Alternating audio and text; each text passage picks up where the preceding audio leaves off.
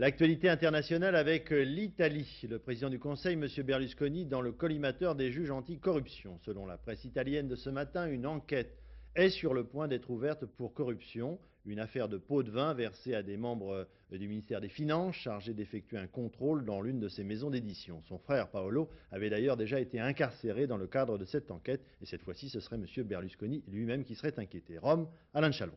C'est à Naples, au milieu des ministres de la Justice du monde entier, que Silvio Berlusconi a appris que lui-même faisait l'objet d'une enquête préliminaire de la part de sa propre justice.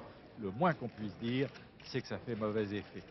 L'information n'est pas officielle. C'est le Corriere della Sera, le grand journal très sérieux de Milan, qui l'affirme, et l'absence de démenti vaut quasi-confirmation. Ce qui est reproché au président du Conseil, ce sont des pots de vin qui auraient été versés à la brigade financière, les agents du fisc, par deux de ces sociétés, la compagnie d'assurance Vita et le plus gros éditeur italien, Montadori. Des pots de vin d'un montant total de 800 000 francs. Pour une affaire similaire, mais impliquant d'autres sociétés du groupe, le propre frère du Premier ministre, Paolo Berlusconi, avait été placé cet été aux arrêts domiciliaires. Alors bien sûr, il ne s'agit que d'une enquête préliminaire. Ça ne veut pas dire inculpation, encore moins naturellement culpabilité. Et Silvio Berlusconi affiche une apparente sérénité.